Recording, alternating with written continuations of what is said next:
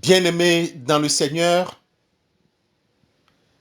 l'Éternel a de la bonté pour qui espère en lui, pour l'âme qui le cherche.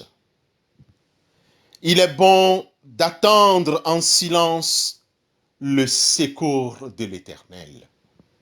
Amen. C'est par ces versets de Lamentation de Jérémie au chapitre 3, les versets 25 et 26, que nous vous saluons dans le beau nom de notre Seigneur et Sauveur Jésus-Christ. Amen.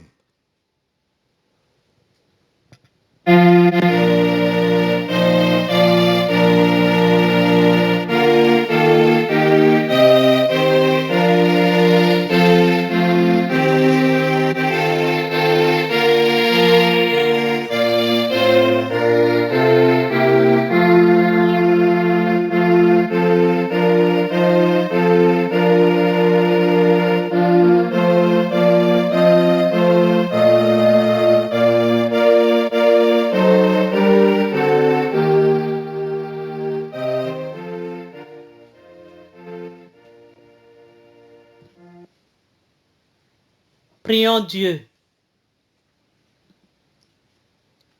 Nous t'adorons, éternel Dieu. Tu nous aimes et nous sommes tes enfants. Nous te louons pour Jésus-Christ qui nous a fait entendre la bonne nouvelle du royaume. Il est et demeure cette bonne nouvelle. Nous te louons pour l'Esprit Saint. Nous te louons pour ce jour qui vient de se lever, qui nous fait entrer dans la joie de ton règne, et nous te témoignons notre gratitude. Tu es le commencement et la fin. Tu avais commencé le mois d'avril avec nous, et tu l'as terminé avec nous. Merci pour cette grâce abondante et inconditionnelle. Élève-toi dans notre vie, Seigneur. Guide-nous ce jour. Accompagne-nous tout au long de ce mois de mai. Apprends-nous à faire ta volonté pour l'amour de Jésus-Christ, ton Fils bien-aimé. Amen.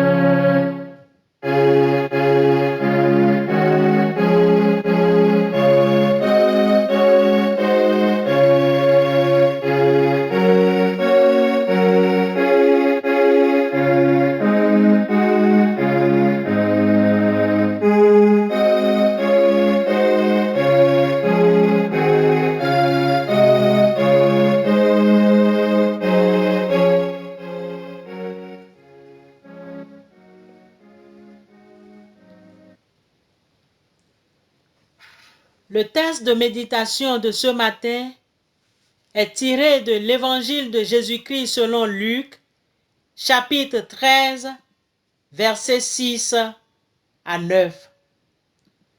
Luc, chapitre 13, versets 6 à 9. Là, il est écrit: Il dit aussi cette parabole. Un homme avait un figuier planté dans sa vigne. Il vint pour y chercher du fruit, et il n'en trouva point. Alors, il dit au vigneron: Voilà 3 ans que je viens chercher du fruit, et à ce figuier, et je n'en trouve point. Coupe-le. Pourquoi occupe-t-il la terre inutilement? Le vigneron lui répondit: Seigneur, laisse-le encore cette année. Je creuserai tout autour et j'y mettrai du fumier. Peut-être, à l'avenir, donnera-t-il du fruit, sinon, tu le couperas. Amen. L'herbe sèche, la fleur tombe, mais la parole de l'Éternel subsiste à jamais. Amen.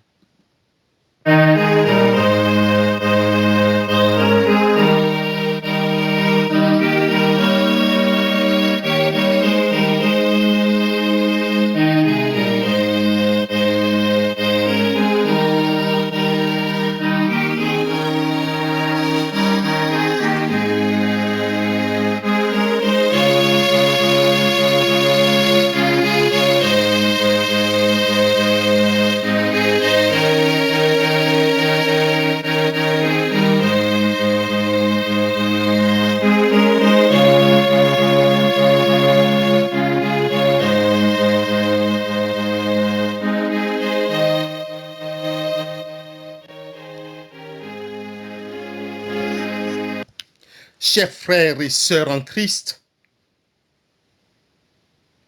Luc, dans ses écrits, est le seul à relater cette parabole du figuier stérile. On peut la résumer en une phrase que nous vous présentons en ces termes. Si nous ne nous repentons, nous périrons tous. La repentance. La repentance. Bien-aimés, la repentance, c'est la douleur qu'on éprouve de ses péchés. Reconnaissons-nous que nous sommes nés dans le péché. Notre mère nous a conçus dans le péché. Psaume 51, verset 7 en dit long. Reconnaître ses péchés, demander pardon et décider de ne plus commettre ce péché et bien d'autres encore.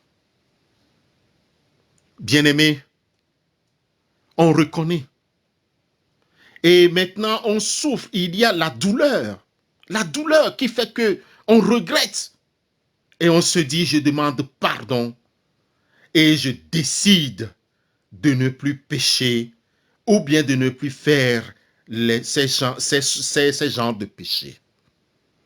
Demander à Dieu de nous aider à traverser les tentations du péché. La repentance entraîne un changement d'attitude, ce que nous appelons la conversion, et la repentance conduit à la sanctification, sans laquelle personne ne verra Dieu. Hébreux chapitre 12, le verset 14. Cette dernière, c'est-à-dire la sanctification, à son tour nous conduit au salut en Christ. Bien-aimés, en appliquant cette parabole du figuier stérile à nous, les humains, nous sommes appelés expressément à la repentance. De ce fait, tout chrétien qui écoute, qui entend ou qui lit la parole de Dieu, cette parabole de Luc au chapitre 13, les versets 6 à 9, insiste pour lui sur la repentance et affirme clairement que le pécheur ne doit son salut qu'à Christ Jésus.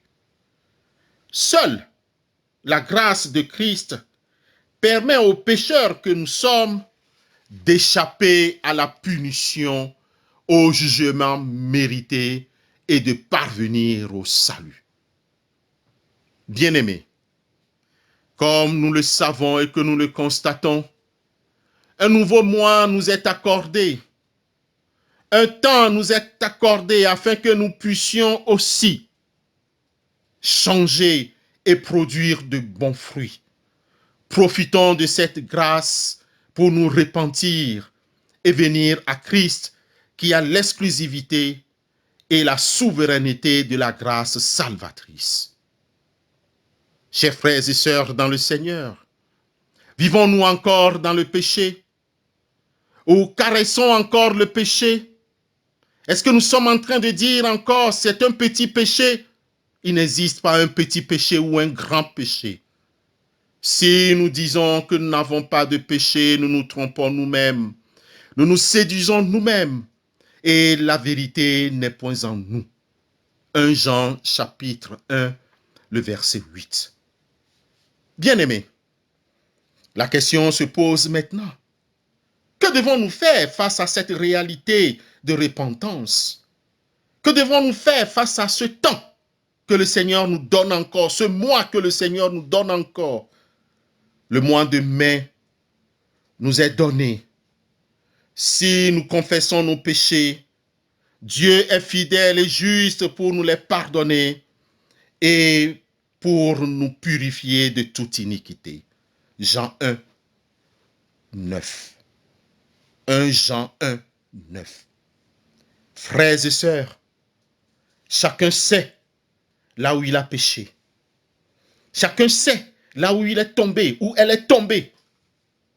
Encore un mois de grâce, le mois de mai, pour notre salut, notre délivrance.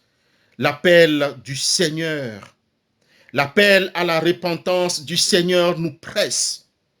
Dieu nous tend encore une fois la main et nous accorde sa grâce ce mois-ci. Repentons-nous pour notre salut, notre délivrance en Christ. Amen.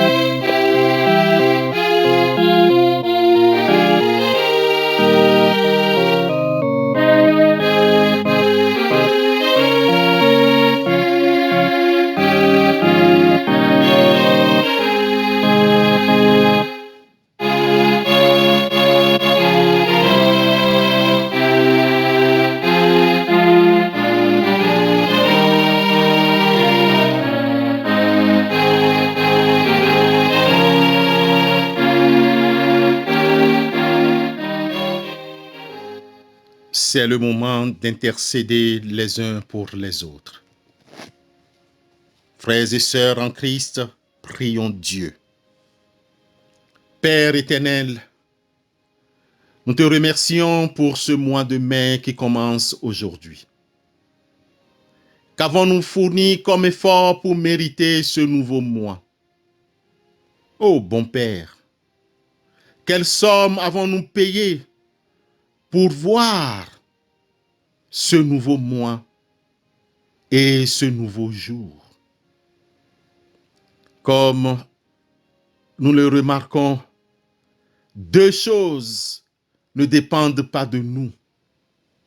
Éternel Dieu, tu sais que pour ces deux choses, nous n'avons pas le contrôle. Ô Père, nous ne sommes pas maîtres de notre souffle, de même que les temps et les circonstances, nous ne sommes pas maîtres. C'est pourquoi nous nous appuyons sur toi et sur ta parole dans le livre d'Ecclésiaste au chapitre 8, le verset 8, pour te dire, ne nous retiens pas ton souffle, que ta puissance soit déployée sur nous. N'est-ce pas, tu nous as dit dans ta parole, venez à moi, vous tous qui êtes fatigués, chargés, je vous donnerai du repos. Matthieu 11, le verset 28. Nous sommes chargés, fatigués, chargés de nos péchés. Ô Père, aide-nous à nous repentir. Aide-nous. Accorde-nous ton souffle. Emprunte-nous ton temps. Et guide-nous dans les circonstances qui peuvent nous surprendre ce mois de mai.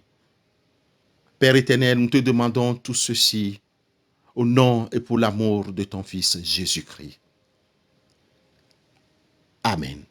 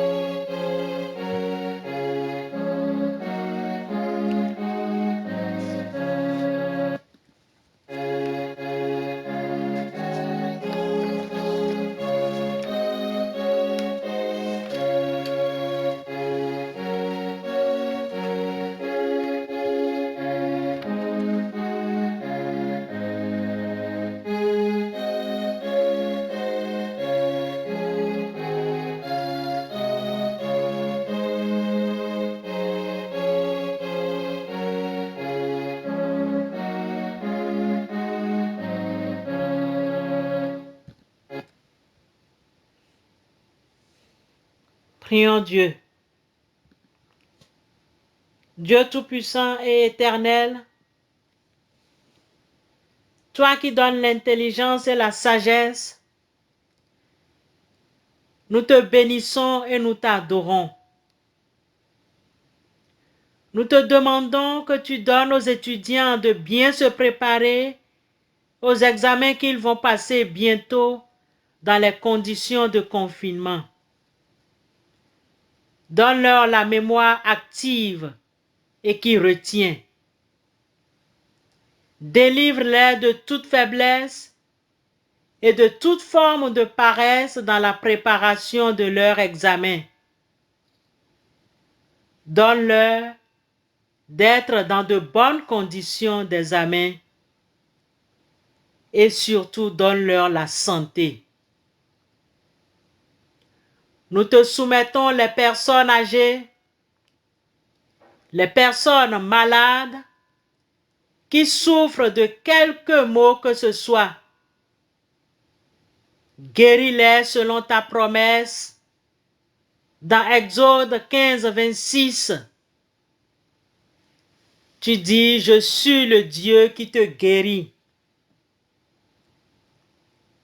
Ô Dieu,